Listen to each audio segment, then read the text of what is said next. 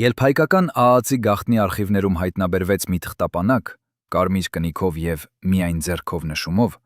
ոչ ոք չէր սպասում, որ այն կփոխի ամեն ինչ, ինչ մենք գիտեինք հոկտեմբերի 27-ի մասին։ Այդ թղթապանակում պակասում էին 3 էջ, ոչ թե պատահականորեն կորած, այլ մանրակրկիտ կտրված, սուր դանակով, այնպես որ մնացել էին միայն թղթի բարակ եզրերը։ Ով է հեռացրել այդ էջերը հենց այն օրը, երբ Նաիրի Հունանյանը մտավ խորհրդարան, թե հետո, երբ արդեն ուշ էր։ Բայց ամենաանհանգստացնող հարցը մեկ այլն է. ինչու այդ թղթապանակը պահվում էր ոչ թե ընդհանուր արխիվում, այլ անձնական սեյֆում, որի կոդը գիտեին միայն 3 մարդ ողջ երկրում։ Ինչ էր գրված այդ կորած էջերում, որ դրանք պետք է անհետանային նույնիսկ ավելի արագ, քան տեսախցիկների ֆիլմերը։ Եվ ամենակարևորը, ով էր այն մարդը, ով ունեցավ համարձակություն մտնել այդ սեյֆ և ոչնչացնել ապացույցները, գիտենալով, որ այդ գործողությունը կարող էր արժենալ իր կյանքը։ Այդ օրը, հոկտեմբերի 27-ին, 1999 թվականին, Կարեն Դեմիրճյանը արթնացավ ժամը 6-ին առավոտյան։ Նրա անձնական պահակը, որը 35 տարի անց համաձայնեց առաջին անգամ խոսել տեսախցիկի առջև, հիշում է յուրաքանչյուր մանրուք այդ առավոտից։ Դեմիրճյանը խմեց սուրճ, կարդաց 3 թերթ և զանգահարեց իր որդուն Ստեփանին։ Զրույցը տևեց ճիշտ 7 րոպե։ Ինչու պահակը հիշում է ճիշտ 7 րոպե։ Որովհետև նա ստիպված էր հաշվել ամեն մարկյանը, այդ օրը ամեն ինչ պետք է լիներ կատարյալ։ Բայց ինչ-որ բան սխալ էր։ Դեմիրճյանը, որը միշտ հանգիստ էր և վերահսկում էր իր էմոցիաները, այդ առավոտ 2 անգամ փոխեց վերնաշապիկը։ 2 անգամ։ Նա նայում էր հայելուն և ինչ-որ բան չէր դուր գալիս, բայց ինչ, պահակը չէր հասկանում։ Հիմա 35 տարի անց այդ մարդը ասում է. Դեմիրճյանը գիտեր, որ ինչ-որ բան պատրաստվում է, բայց չգիտեր ինչ և երբ։ Խորհրդարանի շենքը այդ օրը պահպանվում էր 32 անձնակազմով։ 32 մարդ, որոնցից յուրաքանչյուրը անցել էր հատուկ ստուգում և ուներ թույլտվություն կրել զենք։ Բայց ժամը 5:15 րոպեին, ճիշտ 30 րոպե մինչև հարձակումը, 12 պահակներ ստացան հրաման լքել իրենց դիրքերը և գնալ ստորգետնյա հարկ, պլանային ստուգման համար։ Ով տվեց այդ հրամանը։ Պաշտոնական արձանագրություններում այդ հրամանը գոյություն չունի, բայց 12 մարդ միաժամանակ չեն կարող հորինել նույն պատմությունը։ Նրանք ստացել են հրաման, նրանք իջել են ներքև, և հենց այդ 30 րոպեի ընթացքում ինչ-որ մեկը անջատել է տեսախցիկները հենց այն հատվածում, որտեղ Նաիրի Հունանյանը և նրա խումբը մտան շենք։ Պատահականություն։ Երբ 12 պահակներ բացակայում են, տեսախցիկները չեն աշխատում, և ճիշտ այդ պահին մի խումբ զինված մարդիկ անցնում են բոլոր անվտանգության կետերը առանց որևէ դիմադրության, դա այլևս պատահականություն չէ։ Դա պլան է։ Գաղտնի ծառայությունների արխիվներում պահվում է մի փաստաթուղթ, կոդով WOM0544։ Այդ կոդը այնքան գաղտնի էր, որ գոյություն ուներ միայն 3 օրինակ ողջ երկրում։ Մեկը ԱԱԾ-ի տնօրենի սեյֆում, երկրորդը նախագահի խորհրդականի մոտ, երրորդը անհայտ տեղում, որը մինչ օրս չեն գտել։ Այդ թղթապանակներում պահվում էին տեղեկություններ Դեմիրճյանի իրական առողջական վիճակի, էվակուացիայի պլանների մասին, հեղափոխության դեպքում և ինչ-որ ավելի ցնցող բանի մասին, իրական հարաբերությունների մասին Վազգեն Սարգսյանի և ռեժիմի մերձավորների միջև։ Ինչու այդ թղթապանակները ոչնչացվեցին հենց կատարման օրը։ Ով ուներ իրավունք մտնել այդ սեյֆերը և այրել փաստաթղթերը, մինչդեռ ողջ երկիրը դեռ ցնցված էր այն ահավոր տեսարաններից, որոնք տեղի ունեցան խորհրդարանում։ Եվ ամենակարևորը, ինչու ոչ ոք չհարցրեց այդ մասին հետագա քննության ժամանակ։ Նաիրի Հունանյանը չէր կարող գործել միայնակ։ Ոչ միայն ֆիզիկապես, նա ուներ 8 մարդ իր հետ, այլև տեխնիկապես։ Որպեսզի մտնես խորհրդարան զենքով, անցնես 3 անվտանգության կետ, հասնես պառլամենտի դահլիճ և կրակես 6 րոպեի ընթացքում առանց որևէ միջամտության, քեզ պետք է ինչ-որ մեկը բացի դռները։ Ոչ թե փոխաբերական իմաստով, այլ բառացիորեն։ Խորհրդարանի մուտքի դռները այդ օրը բացվեցին ժամը 5:45-ին, ճիշտ 3 րոպե շուտ, քան սովորաբար։ Ով տվեց հրաման բացել դռները շուտ։ Ով էր այն անձը, որը կանգնած էր վերահսկման սենյակում և տեսնում էր մոնիտորներում, թե ինչպես են զինված մարդիկ մոտենում, բայց ոչինչ չարեց։ Այդ մարդը ապրում է մինչ օրս, և նա գիտի ճշմարտությունը, բայց 35 տարի նա պահպանել է լռություն։ Ինչու։ Ով է վախեցնում նրան նույնիսկ հիմա, երբ բոլոր հերոսները արդեն մեռել են։ Կարեն Դեմիրճյանը ծախսել է $3 միլիոն իր վերջին տարեդարձի հանդիսության վրա։ $3 միլիոն։ Մի երեկո, երբ միջին հայկական ընտանիքի ամսական եկամուտը կազմում էր $50։ Պատկերացրեք այդ թիվը։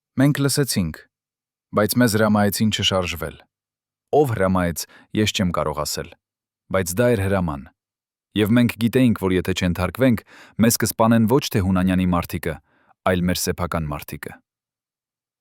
Դեմիրճյանը մինչև դառնալ խորհրդարանի նախագահ ապրում էր համեստ բնակարանում կենտրոնում։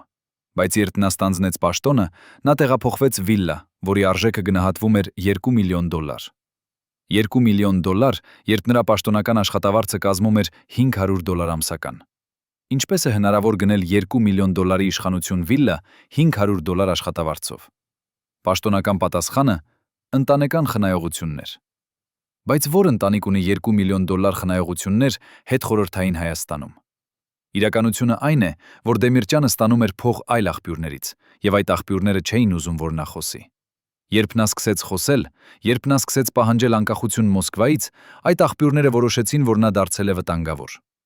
Բայց ով էր այն մարդը, որը կանգնում էր Դեմիրճյանի եւ այդ աղբյուրների միջև։ Ով էր այն միջնորդը, որը փոխանցում էր հրամանները եւ վերահսկում էր կատարումը։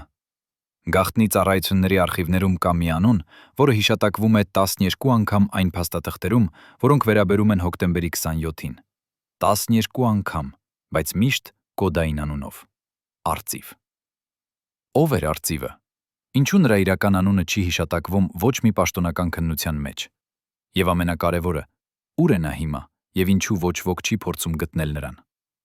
Մինչև վերջին պահը ես հավատացի, որ մենք կփրկվենք, ասում է Դեմիրճյանի անձնական պահակազորի նախկին սպան, ձեռքերը դեռևս դողում են 35 տարի անց։ Ինչ գիտեր այս մարդը, ինչ որ մենք չգիտենք։ Այս երեկո 3 նախկին անդամներ անվտանգության ծառայությունների ներքին շրջանակից խոսում են առաջին անգամ տասնամյակներ շարունակ պահպանած լռության մասին։ Նրանց բացահայտումները կփոխեն ամեն ինչ։ Ինչ դուք կարծում էիք, որ գիտեք ռեժիմի վերջին օրերի մասին։ Նրանք պատմում են ոչ միայն այն մասին, ինչ տեսան, այլև այն մասին, ինչ նրանց հրամայվեց չտեսնել։ Երբ պահակը մտնում է սենյակ եւ տեսնում փաստաթղթեր, որոնք այրվում են բաց կրակի մեջ, երբ նա լսում է հեռախոսային զրույց, որտեղ ինչ-որ մեկը ասում է «Ամեն ինչ պատրաստ է 27-ին», 20-ին, երբ նա նկատում է, որ նրա ղեկավարը հանկարծ փոխում է իր վարքագիծը եւ սկսում խուսափել հայացքից,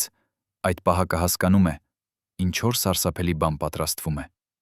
Բայց նա չի կարող խոսել, քանի որ գիտի խոսելը նշանակում է մահ։ Ոչ անմիջական մահ, այլ դանդաղ, մտածված մահ, որը կթվա պատահականություն։ Այսօր, 35 տարի անց, երբ վախը մի փոքր թուլացել է, երբ մի քանի հիմնական դերակատարներ արդեն չկան, այս մարդիկ համարձակվում են խոսել։ Եվ այն, ինչ նրանք պատմում են, ցնցում է նույնիսկ ամենափորձառու լրագրողներին։ Հոկտեմբերի 26-ին, ճիշտ 24 ժամ մինչև կատարումը, Դեմիրճյանի անձնական բժիշկը ստացավ անսովոր զանգ։ Զանգը եկավ ԱԱԾ-ի շենքից, բայց զանգողը չներկայացավ։ Նա պարզապես ասաց. «Վաղը ձեր ծառայությունները չեն պահանջվի խորհրդարանում, մնացեք տանը»։ Բժիշկը զարմացավ, քանի որ նա միշտ ուղեկցում էր Դեմիրճյանին կարևոր միջոցառումների ժամանակ, եւ խորհրդարանի նիստը անշուշտ կարևոր միջոցառում էր։ Նա փորձեց զանգահարել Դեմիրճյանի գրասենյակ հարցնելու, բայց նրան ասացին, որ Դեմիրճյանը զբաղված է եւ չի կարող խոսել։ Բժիշկը մտածեց, որ գուցե սա պարզապես վարչական սխալ է եւ որոշեց չանհանգստանալ։ Բայց հիմա 35 տարի անց նա հասկանում է, այդ զանգը չէր սխալ։ Այդ զանգը փրկեց նրա կյանքը։ Ինչ-որ մեկը գիտեր, թե ինչ է պատրաստվում եւ որոշեց փրկել բժշկին։ Ով էր այդ մարդը եւ ինչու նա ընտրեց փրկել բժշկին, բայց ոչ Դեմիրճյանին։ Արդյոք դա նշանակում է, որ այդ մարդը գիտեր Դեմիրճյանը պետք է մեռներ, բայց բժիշկը ոչ։ Եվ եթե այդպես է, ապա դա նշանակում է, որ ամբողջ պլանը մանրակրկիտ մշակված էր։ Ով պետք է մեռներ եւ ով պետք է ապրեր։ Խորհրդարանի շենքի տեսախցիկների համակարգը այդ օրը աշխատում էր տարօրինակ ռեժիմով։ Տեխնիկական մասնագետները, որոնք սպասարկում էին այդ համակարգը, նկատեցին, որ ժամը 5 եւ 10 րոպեին, ճիշտ 35 րոպե մինչև կրակոցները, համակարգը ինքնաբերաբար անցավ տեխնիկական սպասարկման ռեժիմի։ Այդ ռեժիմում տեսախցիկները դադարում են գրանցել, բայց շարունակում են ցույց տալ կենդանի պատկեր մոնիտորներում։ Այսինքն, պահակները տեսնում էին, թե ինչ է կատարվում, բայց ոչինչ չէր գրանցվում։ Տեխնիկական մասնագետները ասում են, որ այդ ռեժիմը չի կարող միանալ ինքնաբերաբար։ Դա պահանջում է ձեռքով միացում, հատուկ կոդով, որը գիտեն միայն 3 մարդ ողջ անվտանգության ծառայությունում։ Ով էր այդ 3 մարդուց մեկը, ով այդ օրը մտավ վերահսկման սենյակ եւ միացրեց այդ ռեժիմը։ Եվ ամենակարևորը, ինչու նա արեց դա ճիշտ 35 րոպե մինչև հարձակումը։ Արդյոք դա նշանակում է, որ նա գիտեր ճշգրիտ ժամանակը, երբ Հունանյանի խումբը կմտներ շենք։ Բայց եկեք խոսենք Վազգեն Սարգսյանի վերջին ժամերի մասին։ Այն անհայտ հանդիպումից հետո, որը տեղի ունեցավ ժամը 2-ին ցերեկվա, Սարգսյանը վերադարձավ իր գրասենյակ եւ փակեց դուռը։ Նրա քարտուղարուհին, որ աշխատել է նրա հետ 10 տարի, ասում է, որ երբեք չէր տեսել նրան այդպիսի վիճակում։ Սարգսյանը միշտ եղել է հանգիստ, վերահսկված, բայց այդ օրը նա էր տարբեր։ Նա քայլում էր սենյակում առաջ ու հետ, խոսում էր հեռախոսով բարձր ձայնով, ինչ-որ բան գրում էր թղթի վրա եւ անմիջապես պատռում։ Քարտուղարուհին փորձեց մտնել առաջարկելու թեյ, բայց Սարգսյանը գոռաց. «Դուրս գնա եւ ոչ ոքի մի թող մտնի»։ Նա երբեք չէր գոռում իր քարտուղարուհու վրա։ Երբեք։ Բայց այդ օրը նա գոռաց, եւ քարտուղարուհին տեսավ նրա աչքերում ինչ-որ բան, ինչ նա նկարագրում է որպես մահվան վախ։ Ինչ էր պատահել այդ հանդիպման ժամանակ, որ Սարգսյանը, պատերազմներ տեսած գեներալը, վախենում էր այդպես։ Ժամը 4-ին Սարգսյանը դուրս եկավ իր գրասենյակից եւ հրամայեց իր վարորդին պատրաստել մեքենան։ Նա ասաց, որ պետք է գնա խորհրդարան, թեև նիստը սկսվելու էր միայն ժամը 5:45-ին։ Վարորդը զարմացավ, ինչու այդքան շուտ, բայց Սարգսյանը չպատասխանեց։ Նրանք նստեցին մեքենայի մեջ եւ սկսեցին երթևեկել դեպի խորհրդարան։ Բայց ճանապարհին Սարգսյանը հանկարծ հրամայեց կանգնեցնել մեքենան։ Նրանք կանգնեցին փողոցի մեջտեղում եւ Սարգսյանը նստեց լուռ 5 րոպե։ Վարորդը չհամարձակվեց հարցնել, թե ինչու են կանգնած։ Հետո Սարգսյանը ասաց. «Շարունակիր»։ Եվ նրանք շարունակեցին ճանապարհը։ Բայց այդ 5 րոպեն, երբ նրանք կանգնած էին փողոցի մեջտեղում, վարորդը տեսավ, որ Սարգսյանը բռնել էր իր գլուխը ձեռքերի մեջ եւ շնչում էր խորը, կարծես փորձում էր հանգստանալ։ Ինչ էր անցնում նրա գլխում այդ 5 րոպեի ընթացքում։ Արդյոք նա գիտեր, որ գնում է դեպի իր մահը եւ փորձում էր գտնել համարձակություն շարունակելու։ Երբ Սարգսյանը ժամանեց խորհրդարան, ժամը 5:20-ն էր։ Նա դեռ ուներ 25 րոպե մինչև նիստի սկիզբը։ Նա մտավ իր անձնական սենյակը եւ փակեց դուռը։ Պահակները, որոնք կանգնած էին դռան մոտ, լսեցին, որ նա խոսում է հեռախոսով։ Նրանք չլսեցին ամբողջ զրույցը, բայց լսեցին մի քանի բառ։ Ես չեմ կարող։ Դա սխալ է։ Մենք պետք է կանգնեցնենք դա։ Ում հետ էր խոսում Սարգսյանը եւ ինչ էր նա փորձում կանգնեցնել։ Արդյոք նա վերջին պահին փորձեց կանգնեցնել այն, ինչ պատրաստվում էր, բայց չկարողացավ։ Եվ եթե այդպես է, ապա ով էր այն մարդը, ով ասաց նրան. «Ուշ է, ամեն ինչ արդեն շարժման մեջ է»։ Դեմիրճյանը ժամանեց խորհրդարան ժամը 5:35-ին։ Նա ուղեկցվում էր իր անձնական պահակազոզորի 2 անդամների կողմից։ 2 անդամ, թեև սովորաբար նա ուղեկցվում էր 6-ի կողմից։ Ով որոշեց, որ այդ օրը բավական են 2 պահակ։ Ով տվեց հրաման մյուս 4-ին մնալ գրասենյակում։ Պահակները ասում են, որ հրամանը եկավ վերևից, բայց ով է վերևը։ Դեմիրճյանը ինքը, թե ինչ-որ մեկը, ով կանգնում էր նրանից ավելի բարձր։ Երբ Դեմիրճյանը մտավ խորհրդարանի շենք, նա ողջունեց մի քանի падգամավորների եւ գնաց դեպի դահլիճ։ Վկաները ասում են, որ նա թվում էր հանգիստ, նույնիսկ ժպտում էր։ Բայց նրա պահակներից մեկը նկատեց մի տարօրինակ մանրուք։ Դեմիրճյանը շարունակ նայում էր իր ժամացույցին։ Ոչ թե մեկ անգամ, այլ յուրաքանչյուր 2 րոպեն մեկ։ Կարծես նա սպասում էր ինչ-որ բանի, կարծես նա գիտեր, որ ինչ-որ բան պետք է տեղի ունենա որոշակի ժամանակին։ Ժամը 5:45-ին, երբ նիստը պաշտոնապես սկսվեց, դահլիճում կային 58 падգամավոր։ 58 մարդ, որոնցից յուրաքանչյուրը ուներ իր պատմությունը, իր ընտանիքը, իր երազները։ Նրանք չգիտեին, որ հաջորդ 6 րոպեի ընթացքում նրանցից 14-ը կմեռնեն եւ 25-ը կվիրավորվեն։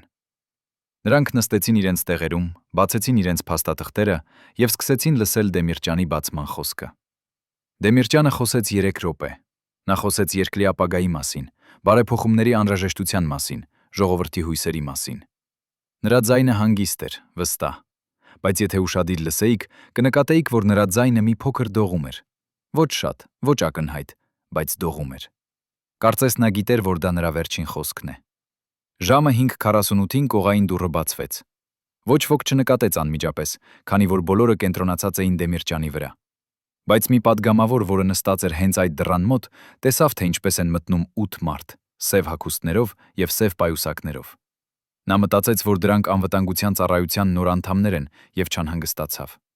Բայց հետո նա տեսավ, որ նրանք հանում են ավտոմատ զենքեր իրենց պայուսակներից եւ հասկացավ, որ ինչ-որ սարսափելի բան պատրաստվում է։ Նա փորձեց վեր կենալ, փորձեց գոչել, բայց արդեն ուշ էր։ Առաջին գրակոծը հնչեց եւ դահլիճը վերածվեց դժոխքի։ 6 րոպե, 6 րոպե անընդհատ կրակոց, գոչյուններ, արյուն, 6 րոպե, 6 երբ ժամանակը կարծես կանգ առավ եւ յուրաքանչյուր վայրկյան թվում էր հավերժություն։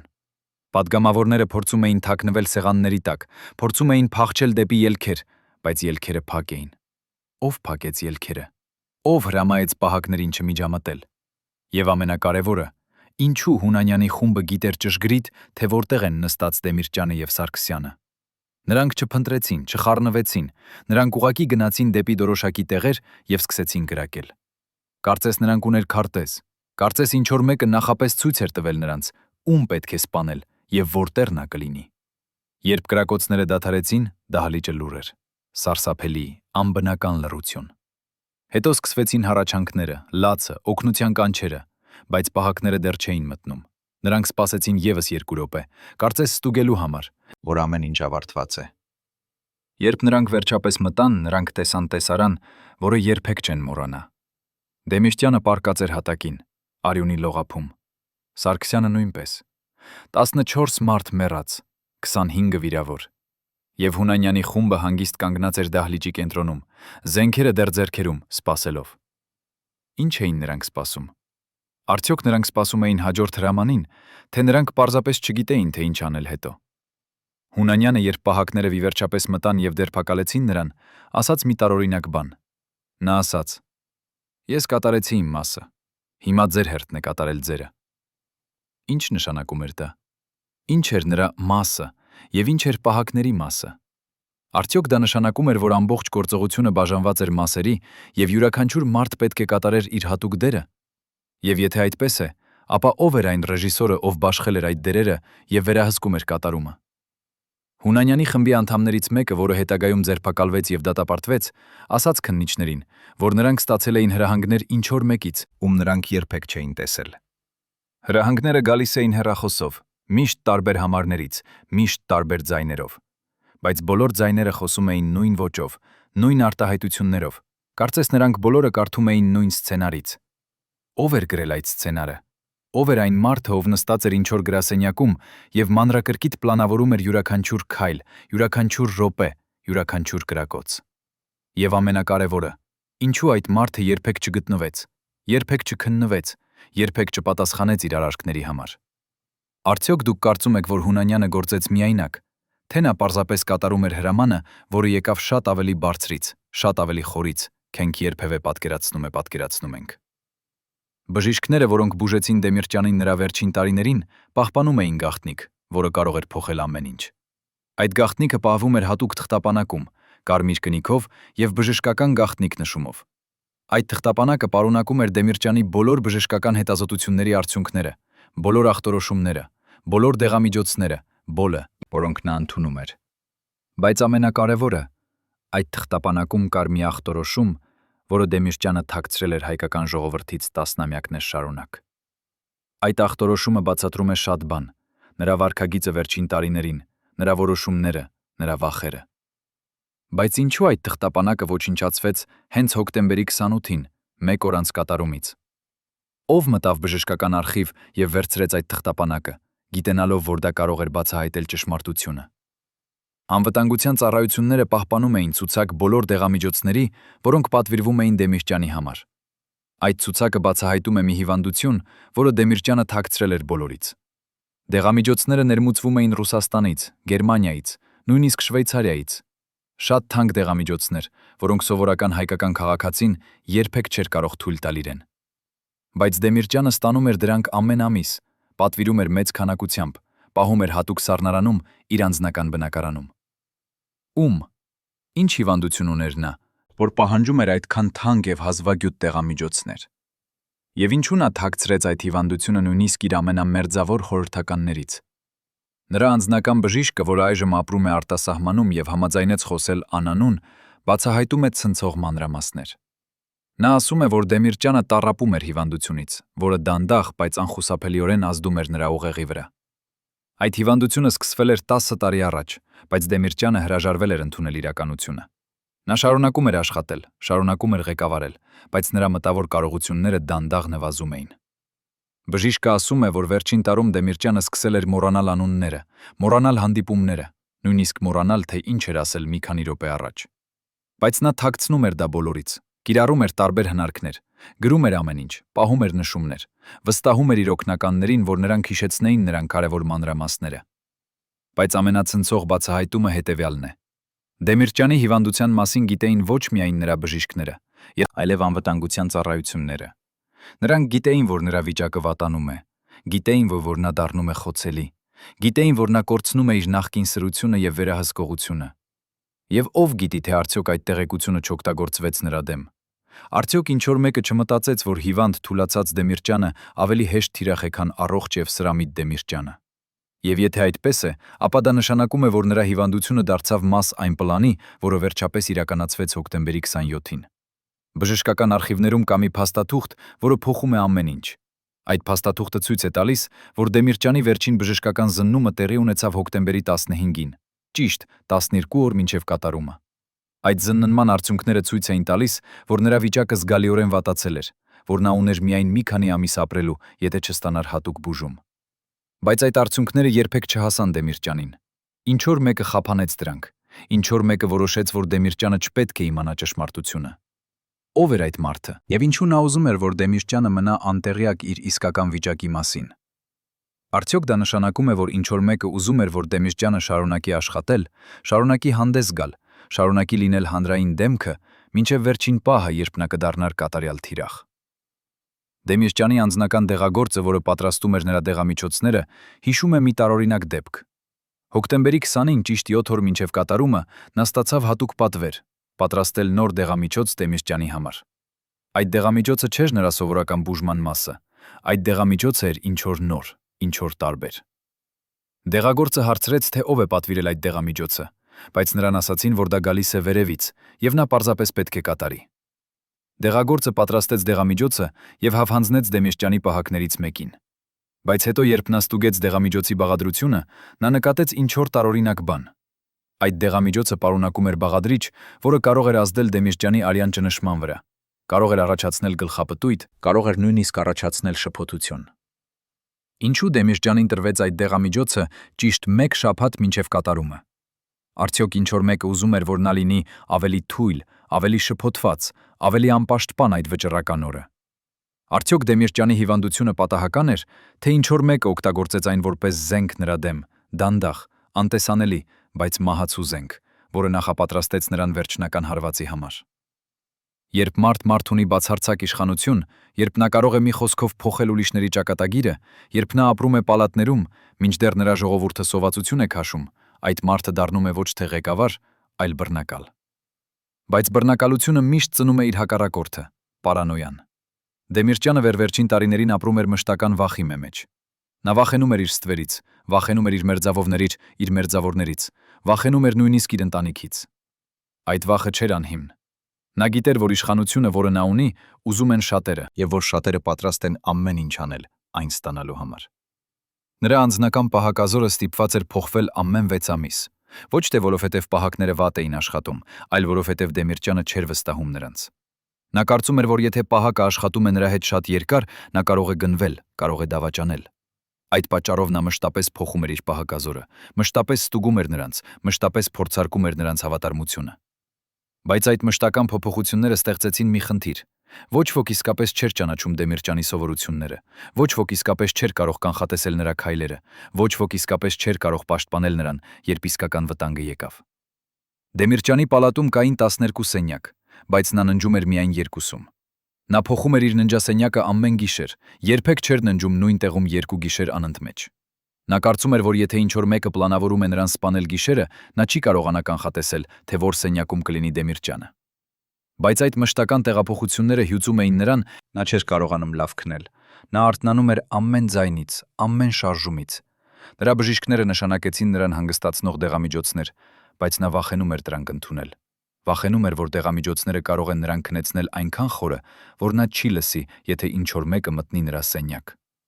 Նրա ճաշասենյակում սնունդը ստուգվում էր 3 անգամ, մինչև հասնելը նրա սեղանին։ Առաջին անգամ խոհարարը, երկրորդ անգամ անվտանգության սպան, երրորդ անգամ նրա անձնական համտեսողը։ Այո, Դեմիրճյանը ուներ անձնական համտեսող, մարդ, որի աշխատանքը կայանում էր նրա սնունդը համտեսելու մեջ, համոզվելու համար, որ այն չի թունավորված։ Այդ մարդը ստիպված էր համտեսել ամեն ճաշ, ամեն ըմպելիք, ամեն պտուղ, որը Դեմիրճյանը ուտելու էր։ Եվ եթե համտեսողը հանկարծ հիվանդանում էր, եթե նա ցույց էր տալիս ցանկացած անսովոր ախտանիշ, այդ սնունդը անմիջապես ոչնչացվում էր, եւ խոհարարը ենթարկվում էր հարցաքննության։ Բայց ամենատարօրինակ բանը Դեմիրճյանի վարքագծում էր նրա հարաբերությունը հեռախոսների հետ։ Նա երբեք չխոսում էր հեռախոսով կարևոր թեմաների մասին։ Նա միշտ ենթադրում էր, որ նրա հեռախոսները գնչվում են, որ ինչ-որ մեկը լսում է նրա բոլոր զրույցները։ Այդ պատճառով նա օգտագործում էր կոդային բառեր, օգտագործում էր փոխաբերություններ, օգտագործում էր անուղղակի հղումներ։ Բայց նույնիսկ դա չէր բավարար նրա համար։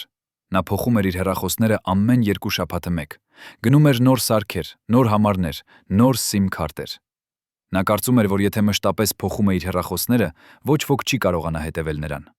Բայց իրականում այդ մշտական փոփոխությունները դարձրին նրան ավելի կասկածելի, ավելի խոցելի, ավելի մեկուսացված։ Դեմիրճյանի պարանոյան հասավ իր գագաթնակետին վերջին ամիսներին։ Նա սկսեց տեսնել դավաճանություն ամենուր։ Երբ նրա խորհրդականը ուշանում էր հանդիպմանը, Դեմիրճյանը կասկածում էր, որ նա գաղտնի հանդիպում ունի նրա թշնամիների հետ։ Երբ նրա քարտուղարուհին սխալ էր անում փաստաթղթում, Դեմիրճյանը կարծում էր, որ դա դիտավորյալ է, որ նա փորձում է վնասել նրան։ Երբ նրա վարորդը ընտրում էր տարբեր ճանապարհ դեպի գրասենյակ, Դեմիրճյանը հարցաքննում էր նրան. ինչու, ում հետ է նա խոսել, ով է նրան հրամայել փոխել երթուղին։ Այս մշտական կասկածը, այս մշտական վախը, այս մշտական լարվածությունը հյուծեցին Դեմիրճյանին ավելի շատ, քան ցանկացած արտաքին թշնամի կարող էր անել։ Նա դարձավ ստվեր իր նախկին ինքնության, դարձավ մարդ, որը ապրում էր ոչ թե իրական աշխարհում, այլ իր սեփական վախերի աշխարհում։ Եվ երբ իրական վտանգը վերջապես եկավ, երբ Հունանյանի խումբը մտավ խորհրդարան, Դեմիրճյանը չէր պատրաստ, քանի որ նա այնքան ժամանակ էր ծախսել վախենալու երևակայական վտանգներից, որ չնկատեց իրական վտանգը, որը մոտենում էր։ Բայց ամենացնցող բացահայտումը հետևյալն է. Դեմիրճյանի պարանոյան չէր անհիմն։ Նրա մերձավորներից մեկը իսկապես դավաճանեց նրան։ Այդ մարդը, որը տասնամյակներ շարունակ աշխատել էր Դեմիրճյանի կողքին, որը վայելել էր նրա վստահությունը, որը գիտեր նրա բոլոր գաղտնիքները, որոշեց, որ եկել է ժամանակը փոխել կողմը։ Այդ մարդը սկսեց փոխանցել տեղեկություններ Դեմիրճյանի թշնամիներին, նրա ժամանակացույցը, նրա երթուղիները, նրա անվտանգության միջոցները, նրա թույլ կողմերը։ Այդ մարդը դարձավ ներսից մարդը, որը բացեց դռները Հունանյանի խմբի համար։ Ո՞վ էր այդ դավաճանը, եւ ինչու նա որոշեց դավաճանել Դեմիրճյանին հենց այդ պահին, երբ ամեն ինչ թվում էր կայուն եւ վերահսկելի։ Արդյոք նրան խոստացել էին փող, իշխանություն, պաշտոն, թե նա պարզապես հոգնել էր ապրել Դեմիրճյանի ստվերում եւ ուզում էր դառնալ սեփական տերը։ Եվ ամենակարևորը, ուր է նա հիմա, եւ ինչու նա երբեք չպատասխանեց իր դավաճանության համար։ Արդյոք Դեմիրճյանի պարանոյան էր նրա ամենամեծ թույլ կողմը, թե նրա միակ պաշտպանությունը աշխարհում, որտեղ բոլորը սպասում էին իրենց հնարավորությանը հարվածելու։ Պատկերացրեք, որ դուք եք այն 12 մարդուց մեկը, ովքեր գիտեին ամեն ինչ Դեմիրճյանի մասին, յուրաքանչյուր բժշկական գաղտնիք, յուրաքանչյուր էվակուացիայի պլան, յուրաքանչյուր թաքնված թունել Երևանի տակ։ Հիմա պատկերացրեք, որ պետք է ընտրեք՝ պահպանել ձեր հավատարմությունը, թե փրկել ձեր կյանքը։ Հոկտեմբերի 22-ին 1999 թվականին այս մարդիկ կատարեցին ընտրություն, որը փոխեց Հայաստանի պատմությունը։ Նրանք չէին պարզապես պահակներ կամ խորհրդականներ։ Նրանք էին ներքին շրջանակը, գաղտնի խումբ, որի գոյության մասին չգիտեր նույնիսկ ԱԱԾ-ի տնօրենը։ Այս 12 մարդիկ հանդիպում էին ամեն երկուշաբթի երեկոյան հատուկ սենյակում, որը գտնվում էր Դեմիրճյանի պալատի ստորգետնյա հարկում։ Այդ սենյակը չկար ոչ մի պաշտոնական պլանում։ Այդ սենյակ մուտք գործելու համար պետք էր անցնել 3 մետաղական դուռ եւ 1 գաղտնի անցում, որը թաքնված էր գրադարանի հին դարակի հետևում։ Ինչ քննարկում էին նրանք այդ հանդիպումներին, երբ դռները փակ էին եւ ոչ ոք չէր լսում։ Նախկին անդամներից մեկը, որը այժմ ապրում է անհայտ երկրում եւ համաձայնեց խոսել միայն ձայնի աղավաղմամբ, բացահայտում է. նրանք քննարկում էին ոչ թե Դեմիրճյանի պաշտպանությունը, այլ նրա հնարավոր փոխարինումը։ Այո, դուք ճիշտ լսեցիք։ Այն մարդիկ, ովքեր պետք է պաշտպանեին Դեմիրճյանին, գաղտնի պլանավորում էին նրա հեռացումը։ Բայց ով էր տվել նրանց այդ հանձնարարությունը, եւ ինչու նրանք համաձայնեցին դավաճանել մարդուն, ում նրանք երդվել էին պաշտպանել։ Այդ գաղտնի հանդիպումների արձանագրությունները պահվում էին հատուկ նոթատետրում, սև կաշվե կազմով եւ առանց որևէ նշանի դրսից։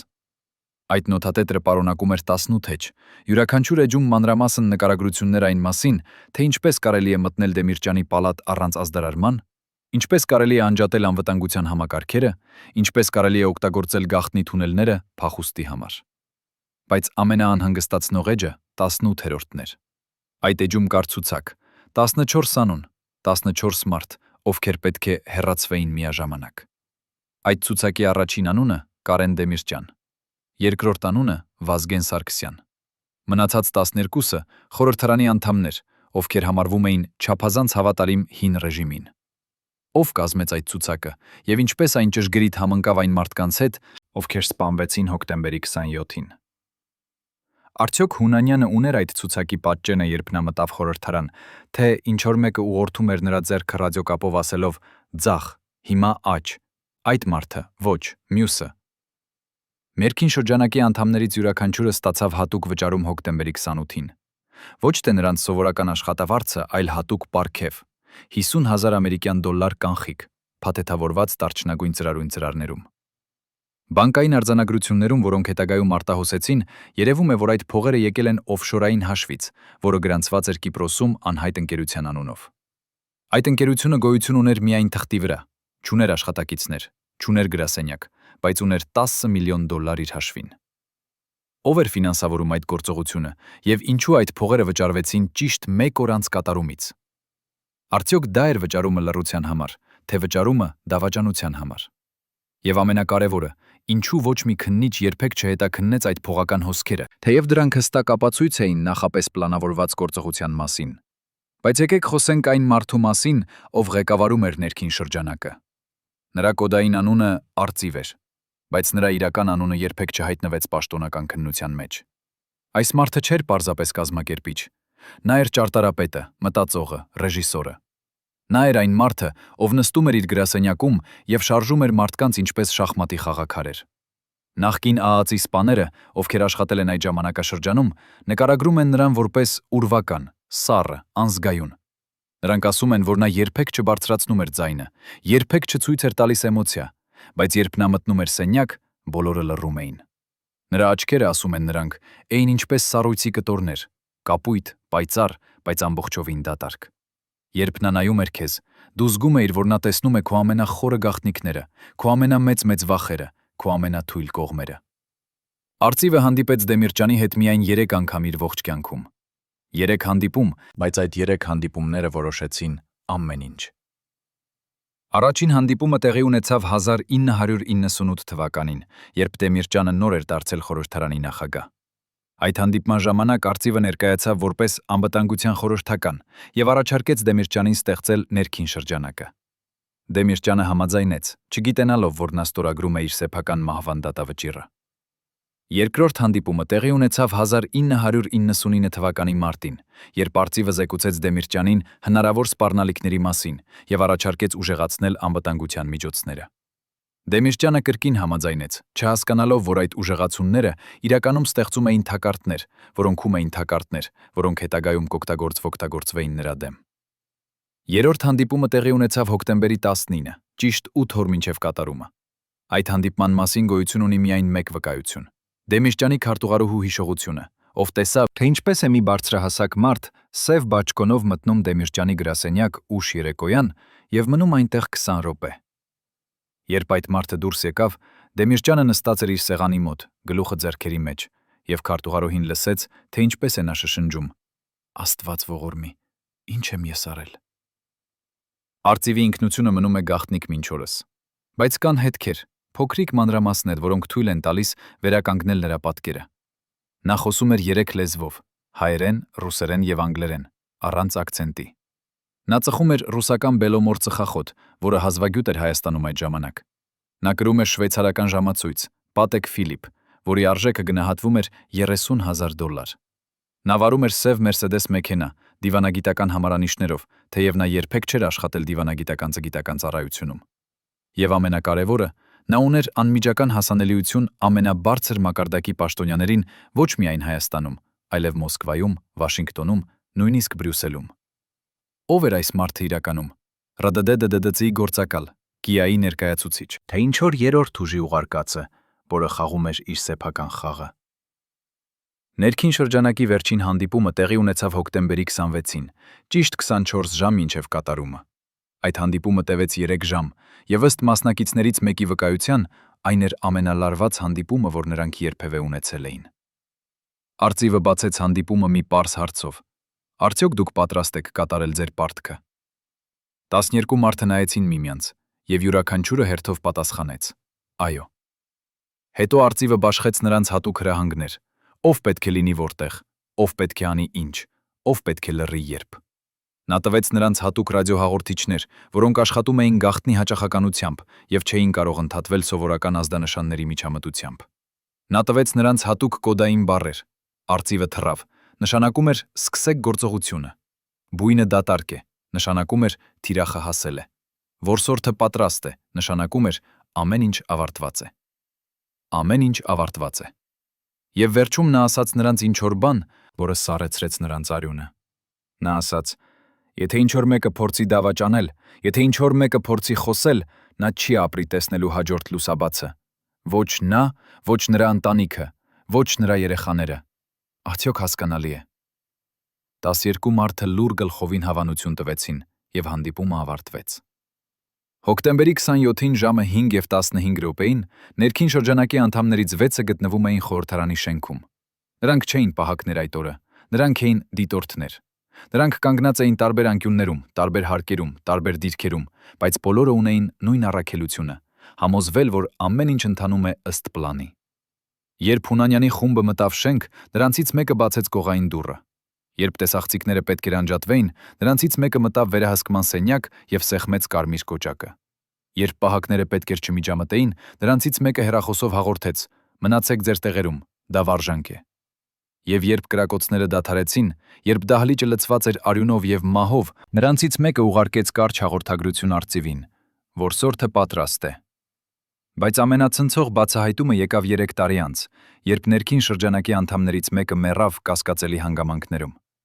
Նրա մահը պաշտոնապես գրանցվեց որպես սրտի կաթված, բայց նրա ընտանիքը պնդում էր, որ նա սպանվել է։ Նրա բնակարանը թալանվեց նույն գիշերը, երբ նա մեռավ, եւ գողերը վերցրին միայն մեկ բան՝ նրա անձնական նոթատետրը, որտեղ նա պահում էր իր հիշողությունները։ Բայց նրա որդին, որը գաղտնի կարդացել էր այդ նոթատետրը մի քանի ամիս առաջ, հիշում է մի նախադասություն, որը փոխեց ամեն ինչ։ Այդ նախադասությունը ասում էր. «Արծիվը չէր մեկը, արծիվը էր 3-ը, եւ նրանցից մեկը դեռ իշխանության մեջ է»։ Արդյոք ներքին շրջանակը էր պարզապես հավատարիմ ծառաներ, ովքեր կատարում էին հրամանները, թե նրանք էին դավաճանների ցանց, որը գործում էր տասնամյակներ շարունակ, սպասելով ճիշտ պահին հարվածելու։ Երբ Դեմիրճյանը ցավում էր գլխից, նրա անձնական բժիշկը գաղտնի կանչվում էր պալատ։ Ոչ մի ախտորոշում չէր հասնում պաշտոնական փաստաթղթերին, բայց անվտանգության ծառայությունների արխիվները պահպանում են ցուցակ բոլոր դեղամիջոցների, որոնք պատվիրվել են դիկտատորի համար։ Այդ ցուցակը բացահայտում է հիվանդություն, որը Դեմիրճյանը թաքցրել է հայկական ժողովրդից տասնամյակներ շարունակ։ Այսօր, այս ֆիլմում, դուք կտեսնեք բժշկական ապացույցները, որոնք փոխում են ամեն ինչ, ինչ դուք գիտեիք դիկտատորի վերջին տարիների մասին։ Դուք կտեսնեք դեղամիջոցների անունները, դոզաները, հաճախականությունը։ Դուք կտեսնեք բժշկական զեկույցները, որոնք նկարագրում են նրա վիճակի վատացումը ամիս առ ամիս, շաբաթ առ շաբաթ, օր առ օր։ Եվ դուք կհասկանաք, որ այն մարդը, ով կանգնում էր խորհրդարանի տրիբունայի մոտ հոկտեմբերի 27-ին, արդեն չէր այն ուժեղ վստահ ղեկավարը, որին ժողովուրդը հիշում էր։ Նա էր ստվեր, թուլացած, հիվանդ, վախեցած մարդ, ով պահում էր իր վերջին ուժերը, որպեսզի ոչ ոք չնկատի, թե որքան խորն է նա ընկել։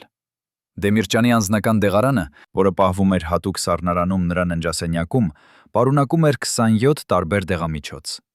27։ Պատկերացրեք այդ թիվը։ Սովորական մարդը, նույնիսկ տարեց մարդը, ընդունում է 3 կամ 4 դեղամիջոց օրական, բայց Դեմիրճյանը ընդունում էր 27։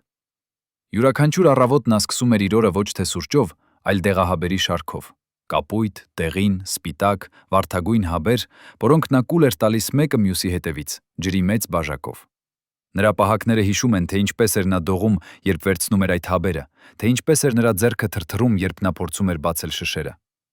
Մարդը, ով որոշում էր միլիոնավորների ճակատագիրը, դողում էր, երբ վեր էր կենում իր աթոռից։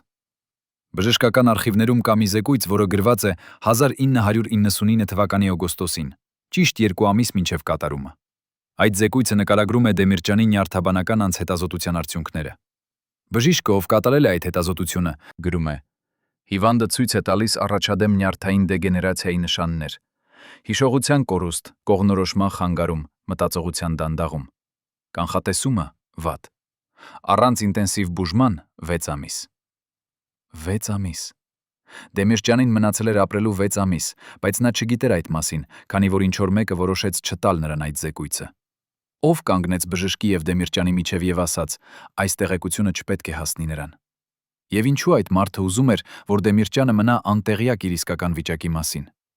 Դեմիրճյանի վարքագիծը վերջին ամիսներին դարձավ տարօրինակ նույնիսկ նրա ամենամերձավոր մարդկանց համար։ Նա սկսեց կրկնել նույն պատմությունները, նույն անեկդոտները, նույն հարցերը։ Նա հարցնում էր իր քարտուղարուհուն. «Ո՞րն է այսօրվա ամսաթիվը», եւ երբ նա պատասխանում էր, Դեմիրճյանը գրում էր այն թղթի վրա։ Բայց 5 րոպե անց նա կրկին հարցնում էր. «Ո՞րն է այսօրվա ամսաթիվը», կարծես մոռանալով, որ նա արդեն հարցրել էր։ Նրա խորհրդականները սկսեցին նկատել, որ նա կորցնում է իր մտքի թելը հանդիպումների ժամանակ, որ նա սկսում է մի նախադասություն եւ չի կարողանում ավարտել այն։ Նրանք սկսեցին նկատել, որ նա նայում է մարդկանց եւ չի ճանաչում նրանց, թեև նա աշխատել է նրանց հետ տասնամյակներ շարունակ։ Բայց Դեմիրճյանը փորձում էր թաքցնել իր վիճակը։ Նա մշակել էր ամբողջ համակարգ, ինչպես թաքցնել իր հիշողության քորուստը։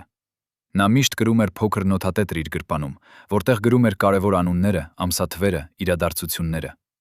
Նա միշտ ուղեկցվում էր իր ամենավստահելի օգնականի կողմից, ով շշնջում էր նրան անհրաժեշտ տեղեկությունները, երբ Դեմիրճյանը մոռանում էր։ Նա միշտ նստում էր նույն տեղում հանդիպումների ժամանակ, որպեսզի մարդիկ չնկատեին, որ նա կորցրել է կողմնորոշումը։ Բայց այս բոլոր հնարքները չէին կարող թաքցնել իրականությունը։ Դեմիրճյանը դանդաղ, բայց ախուսափելիորեն կորցնում էր իր միտքը։ Նրա ամենամերձավոր բժիշկը, որը այժմ համաձայնեց խոսել առաջին անգամ, բացահայտում է ավելի ցնցող մանրամասներ։ Նա ասում է, որ Դեմիրճյանի հիվանդությունը չէր պարզապես ծերության արդյունք։ Այն էր հատուկ տեսակի նյարդային հիվանդություն, որը կարող էր առաջանալ երկու պատճառով՝ գենետիկական նախատրամադրվածություն կամ երկարատև ազդեցություն որոշակի քիմիական նյութերի։ Բժիշկը ասում է, որ Դեմիրճյանի ընտանիքում երբեք չի եղել նման հիվանդություն, ինչը նշանակում է, որ դա չէր գենետիկական։ Այսինքն մնում է երկրորդ տարբերակը՝ քիմիական ազդեցություն։ Բայց ինչ քիմիական նյութ կարող էր առաջացնել այդպիսի հիվանդություն, եւ ինչպես այն կարող էր մտնել Դեմիրճյանի օրգանիզմ, երբ նրա ամեն ուտելիքը, ամեն ըմպելիքը ստուգվում էր 3 անգամ։ Բժիշկը հիշում է մի տարօրինակ դեպք, որը տեղի ունեցավ 1998 թվականին։ Դեմիրճյանը սկսեց ընդունել նոր վիտամինային հավելում, որը նրան առաջարկել էր մասնագետ Մոսկվայից։ Այդ հավելումը գալիս էր հատուկ փաթեթավորմամբ, հատուկ կնիքներով, հատուկ հրահանգներով։ Դեմիրճյանը ընդունում էր այն ամեն օր, 2 հաբ առավոտյան, 2 հաբ երեկոյան։ Բժիշկը խնդրեց ստուգել այդ հավելումը լաբորատորիայում, բայց Դեմիրճյանը մերժեց, ասելով, որ դա գալիս է վստահելի աղբյուրից եւ ստուգում անհրաժեշտ չէ։ Բժիշկը պնդեց, բայց Դեմիրճյանը բարկացավ եւ հրամայեց նրան այլևս չխառնվել այդ հարցին։ 6 ամիս անց Դեմիրճյանի վիճակը սկսեց արագորեն վատանալ։ Բժիշկը կրկին խնդրեց ստուգել այդ հավելումը, բայց արդեն ուշ էր, շշերը դատարկ էին եւ նոր խմբականակը դեռ չէր եկել։ Ինչ պարունակում էր այդ վիտամինային հավելումը եւ ով էր այն մասնագետը Մոսկվայից, ով այն առաջարկել էր։ Դեմիրճյանի վերջին բժշկական զննումը, որը տեղի ունեցավ հոկտեմբերի 15-ին, ցույց տվեց սարսափելի պատկեր։ Նրա ուղեղի սկանավորումը բացահայտեց լայնածավալ վնասվածքներ, որոնք բնորոշ են առաջադեմ նյարդային դեգեներացիային։ Նրա արյան հետազոտությունը ցույց տվեց անսովոր քիմիական միացությունների հետքեր, որոնք չպետք է լինեին առողջ մարդու արյան մեջ։ Նրա սրտի հետազոտությունը ցույց տվեց, որ նրա սիրտը աշխատում է միայն 50%-ով իր նորմալ հզորությունից։ Բժիշկը, ով կատարեց այդ զննումը, գրեց իր եզրակացության մեջ. «Հիվանդը գտնվում է կրիտիկական վիճակում։ Անհրաժեշտ է անմիջական հոսպիտալացում եւ ինտենսիվ բուժում։ Առանց բուժման հիվանդի պատմությունը կարող է ավարտվել ցանկացած պահի»։ Բայց այդ եզրակացությունը երբեք չհասավ Դեմիրճյանին։ Այն մնաց բժշկական արխիվում, փակ ծրարում, մինչև հոկտեմբերի 28-ը, երբ ինչ-որ մեկը մտավ արխիվ եւ վերցրեց այն։ Հոկտեմբերի 27-ին, երբ Դեմիրճյանը արթնացավ, նա ընդունեց իր սովորական դեղամիջոցները,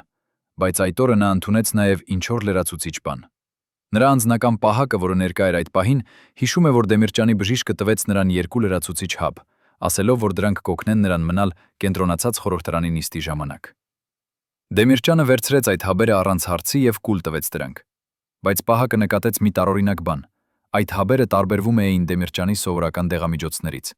Դրանք ավելի մեծ էին, ավելի մուգ գույնի եւ ունեին տարօրինակ հոտ։ Պահակը ուզում էր հարցնել այդ մասին, բայց բժիշկը արագ հրաց եւ պահակը չհամարձակվեց հետևել նրան։ 3 ժամ անց, երբ Դեմիրճյանը ժամանեց խորհրդարան, նրա վարքագիծը էր տարօրինակ։ Նա թվում էր շփոթված, դանդաղ, կարծես նա գտնվում էր երազի մեջ։ Նրա պահակները նկատեցին, որ նա մի քանի անգամ սայթաքեց աստիճաններին, որ նա մի քանի անգամ մոռացավ, թե ուր է գնում։ Բայց նրանք մտածեցին, որ դա պարզապես նրա տարիքի արդյունք է եւ չանհանգստացան։ Երբ Դեմիրճյանը մտավ դահլիճ եւ կանգնեց տրիբունայի մոտ, նա փորձեց կենտրոնանալ, փորձեց հիշել իր խոսքը, բայց նրա միտքը էր մառախուղի մեջ։ Նա սկսեց խոսել, բայց նրա ձայնը դողում էր, նրա բառերը շփոթվում էին, նրա մտքերը թռչում էին մի թեմայից մյուսին։ Եվ հետո, երբ կրակոցները սկսվեցին, երբ դահլիճը վերածվեց քաոսի, Դեմիրճյանը չկարողացավ արձագանքել, չկարողացավ փախչել, չկարողացավ նույնիսկ հասկանալ, թե ինչ է կատարվում։ Նա պարզապես կանգնեց այնտեղ, շփոթված, թուլացած, անպաշտպան, մինչև առաջին գնդակը հարվածեց նրան։ Արդյոք Դեմիրճյանի հիվանդությունը էր պատահական, թե ինչ-որ մեկը մանրակրկիտ պլանավորեց նրա թուլացումը, դանդաղ, անտեսանելի, բայց մահացու գործընթաց, որը վերածեց հզոր ղեկավարին անօգնական զոհի։ Խորհրդարանի շենքի տակ գոյություն ունեին թունելներ եւ ապաստարաններ, որոնք նույնիսկ պաշտոնական ճարտարապետները չեն ճանաչում մինչ օրս։ Ով կառուցեց դրանք, գաղտնի։ Ուր էին տանում այդ թունելները։ Եվ ինչու վերջին օրերին Դեմիրճյանը անձամբ ստուգում էր այդ փախուստի ուղիները ամեն գիշեր։ Անձնական պահակազորը պահպանել է այդ գաղտնիքները ավելի քան 3 տասնամյակ, բայց այսօր նրանք խոսում են առաջին անգամ։ Նրանք պատմում են պատմություններ, որոնք սառեցնում են արյունը։ Գաղտնի սենյակների մասին, որտեղ պահվում էին զենքեր եւ փող։ Գաղտնի անցունների մասին, որոնք կապում էին խորհրդարանը այլ կառավարական շենքերի հետ։ Գաղտնի ելքերի մասին, որոնք բացվում էին հեռավոր թավամասերում։ Բայց ամենաանհանգստացնող բացահայտումը հետևյալն է։ Այդ թունելներից մեկը տանում էր ուղակի օդանավակայան, ուղակի հատուկ հանգար, որտեղ միշտ պատրաստ էր կանգնած մասնավոր ինքնաթիռ, լիցքավորված վառելիքով եւ պատրաստ թռիչքի։ Այդ ինքնաթիռը պատկանում էր անհայտ ընկերության, որը գրանցված էր օֆշորային գոտում, եւ նրա նպատակը էր միայն մեկը՝ էվակուացնել Դեմիրճյանին, եթե իրավիճակը դառնար վտանգավոր։ Անձնական պահակազորի նախկին սպան, որ այժմ ապրում է հեռավոր գյուղում եւ համաձայնեց խոսել միայն ձայնի աղավաղմամբ, հիշում է, թե ինչպես Դեմիրճյանը յուրաքանչյուր ուրբաթ երեկոյան, երբ խորհրդարանը դատարկ էր, իջնում էր ստորգետնյա հարկ եւ անցնում էր ողջ թունելային համակարգը։ Նա ստուգում էր յուրաքանչյուր դուռը, յուրաքանչյուր փականը, յուրաքանչյուր լույսը։ Նա համոզվում էր, որ ամեն ինչ աշխատում է, որ ոչինչ չի փակված, որ փախուստի ճանապարհը բաց է։ Պահակը ասում է, որ Դեմիրճյանը այդ ստուգումների ժամանակ էր տարբեր մարդ։ Նա չէր այլևս հանգիստ վստահ ղեկավարը։ Նա էր նյարդայնած վախեցած, պարանոիկ մարդ, ով շարունակ նայում էր իր ետևից, շարունակ լսում էր ձայներ, շարունակ պատկերացնում էր վտանգներ։ Պահակը հիշում է, թե ինչպես Դեմիրճյանը մի անգամ կանգ առավ թունելի մեջտեղում եւ ասաց. «Եթե նրանք գան ինձ համար, ես չեմ թողնի, որ նրանք բռնեն ինձ կենդանի։ Ես կօգտագործեմ այս ճանապարհը եւ ես կհեռանամ այնտեղ, որտեղ նրանք երբեք չեն գտնի ինձ»։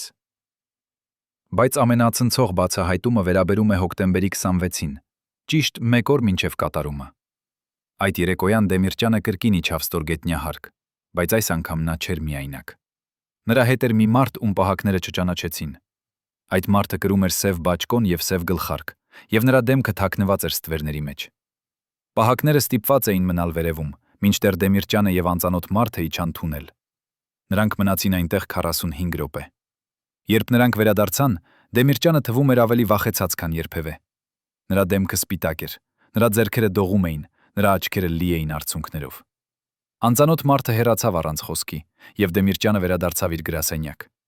Պահակները փորձեցին հարցնել, թե ով էր այդ մարդը, բայց Դեմիրճյանը պարզապես ասաց. «Մոռացեք, որ տեսաք նրան»։ Ով էր այդ անծանոթ մարդը, եւ ինչ ասաց նա Դեմիրճյանին այդ թունելում, որ Դեմիրճյանը դուրս եկավ այդպիսի վիճակում։ Արդյոք այդ մարդը նախազգուշացրեց նրան գալիք վտանգի մասին, թե նա տվեց նրան վերջնագիր ընտրել փախուստը կամ մահը։ Եվ ամենակարևորը,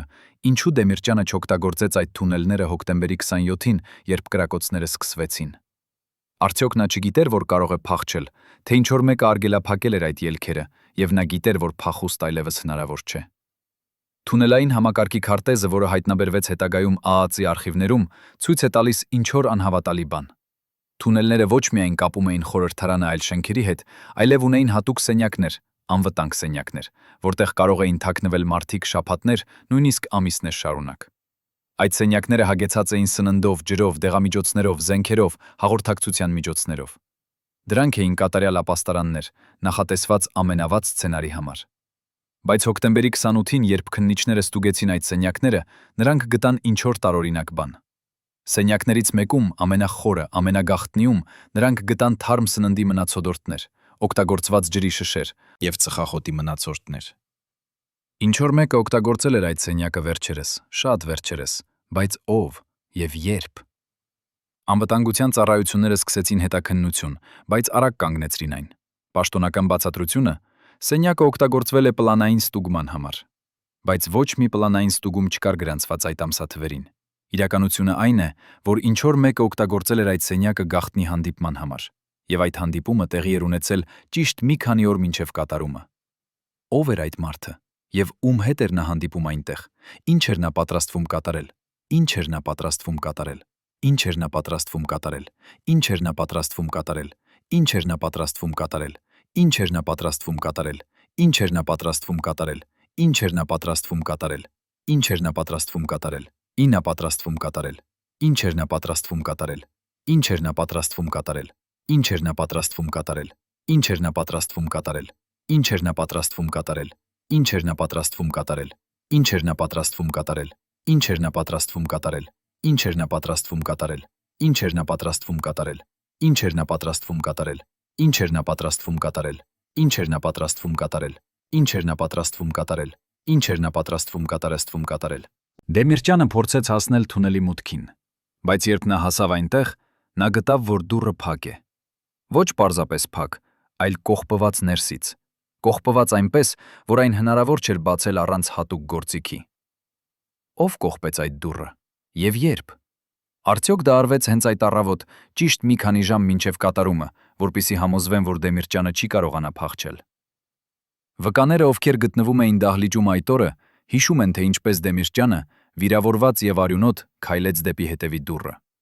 Նրանք հիշում են, թե ինչպես նա փորձեց բացել այն, թե ինչպես նա քաշեց բռնակը, թե ինչպես նա հրեց դուռը իր ուսով։ Բայց դուռը չբացվեց։ Եվ հետո եկավ երկրորդ կրակոցների ալիքը, եւ Դեմիրճյանը ընկավ հատակին, իր փրկության դուռը միայն մի քանի մետր հեռավորության վրա, բայց անհասանելի, կողպված, փակված նրա համար։ Արդյոք այդ գաղտնի թունելներ էին Դեմիրճյանի վերջին հույսը, թե դրանք դարձան նրա վերջին դավը, խաբուսիկ, որը խոստացել էր փրկություն, բայց տվեց միայն հուսահատություն։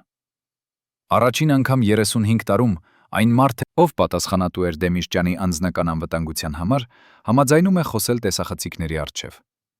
Այնինչ նա պատմում է վերջին շաբաթների մասին, կտապալի ամեն ինչ, ինչ մենք կարծում էինք, որ գիտենք ռեժիմի մասին։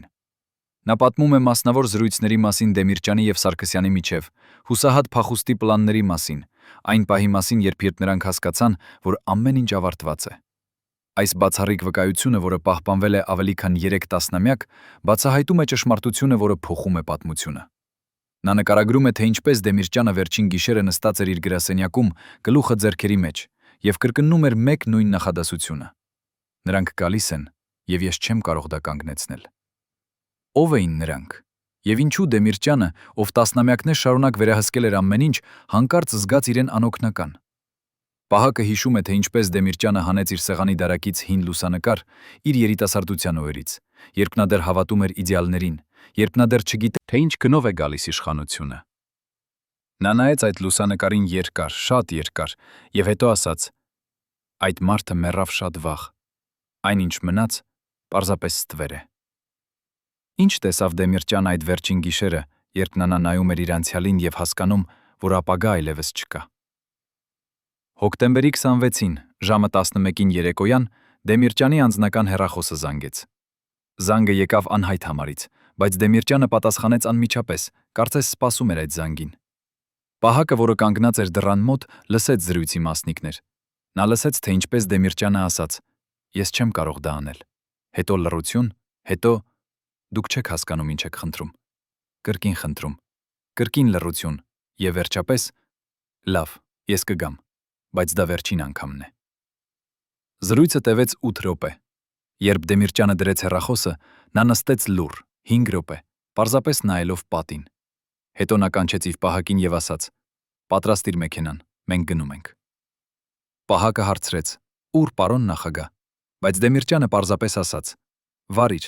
ես կասեմ ուղղությունը»։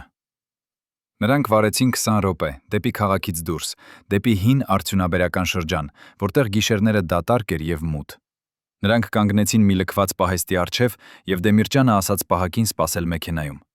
Նա մտավ պահեստ միայնակ եւ մնաց այնտեղ 30 րոպե։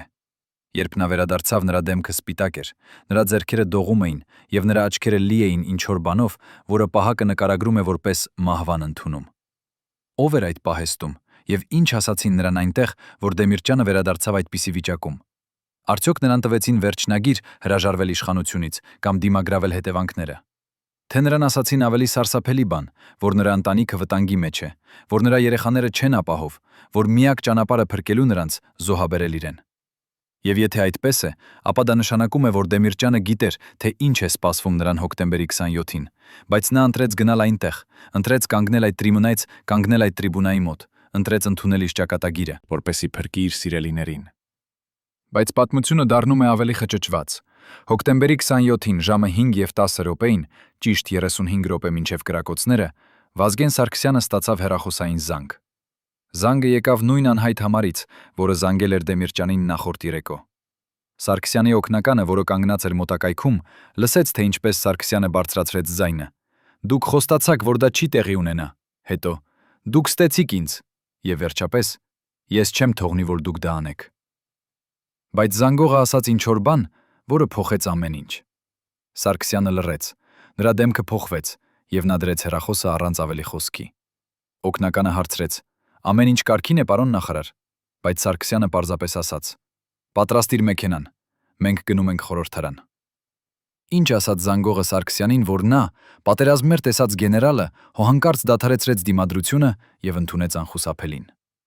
Խորհրդարանի անվտանգության համակարգերի տեխնիկական մասնագետները, ովքեր սպասարկում էին տեսախցիկները, նկատեցին ինչ-որ անսովոր բան հոկտեմբերի 27-ին։ Ժամը 5:15 րոպեին համակարգը ստացավ հրաման անցնել տեխնիկական սպասարկման ռեժիմի։ Բայց այդ հրամանը չեկավ սովորական ուղիներով, այն եկավ հատուկ կոդով, որը գիտեին միայն 3 մարդ՝ անվտանգության տնօրենը, նրա տեղակալը եւ մեկ այլ անձ, ում անունը երբեք չբացահայտվեց։ Տեխնիկական մասնագետները փորձեցին հետազոտել, թե ով ուղարկեց այդ հրամանը, բայց նրանց ասացին դադարեցնել հետաքննությունը։ Պաշտոնական բացատրությունը դա էր պլանային ստուգում։ Բայց ոչ մի պլանային ստուգում չկար գրանցված այդ ժամին։ Իրականությունը այն է, որ ինչ-որ մեկը, ով ուներ ամենաբարձր մակարդակի մուտք, միացրեց այդ ռեժիմը հենց այն պահին, երբ Հունանյանի խումբը մոտենում էր շենքին։ Այդ մարդը գիտեր ճշգրիտ ժամանակը, գիտեր ճշգրիտ պլանը, գիտեր ամեն մանրուք։ Բայց ամենացնցող բացահայտումը եկավ տեսախցիկների ֆիլմերի վերլուծությունից։ Թեև պաշտոնապես ասվում էր, որ տեսախցիկները չէին գրանցում այդ ժամանակահատվածում, տեխնիկական մասնագետները հայտնաբերեցին, որ մի տեսախցիկ, հին մոռացված տեսախցիկ, որը տեղադրված էր պահեստային սենյակում, շարունակել էր գրանցել։ Այդ տեսախցիկի ֆիլմը, որը հայտնաբերվեց 3 տարի անց հին արխիվի տուփում, ցույց է տալիս ինչ-որ անհավատալի բան։ Ժամը 5:41-ին, ճիշտ 4 րոպե մինչև կրակոցները, մի մարդ համազգեստով մտավ պահեստային սենյակ, վերցրեց մի փոքր սարք, ռադիոհաղորդիչ եւ խոսեց դրա մեջ։ Տեսագրությունը չունի ձայն, բայց շրթներ կարդալու մասնագետները, ովքեր վերլուծեցին այդ կադրերը, ասում են, որ այդ մարդը ասաց արծիվը թռավ։ Այդ էր ազդանշանը, այդ էր հրամանը, որը սկսեցրեց ամբողջ գործողությունը։ Ով էր այդ մարդը համազգեստով եւ ինչու նա գտնվում էր պահեստային սենյակում այդ կրիտիկական պահին։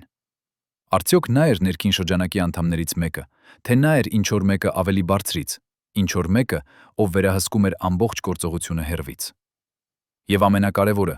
ում էր նա ուղարկում այդ ազդանշանը, եւ ով էր սպասում այդ հրամանին, որպեսզի սկսի գործել։ Պատկերացրեք, որ ձեր ամենամերձավոր մարդը, ում դուք վստահում եք ձեր կյանքը, հանկարծ դառնում է ձեր մահվան գործիքը։ Հենց այդպես էր Դեմիրճյանի հետ։ Նրա ներքին շրջանակից մեկը, մարդ, ով տասնամյակներ շարունակ աշխատել էր նրա կողքին, ով գիտեր նրա բոլոր գաղտնիքները, ով ուներ մուտք նրա բոլոր անձնական տարածքներին, որոշեց դավաճանել նրան։ Այս դավաճանությունը չէր պարզապես իմպուլսիվ որոշում։ Այն էր մանրակրկիտ պլանավորված, տարիներ շարունակ նախապատրաստված, դանդաղ իրականացված։ Նախկին անվտանգության ծառայության սպաները, ովքեր աշխատել են այդ ժամանակաշրջանում, այժմ բացահայտում են այդ դավաճանի ինքնությունն։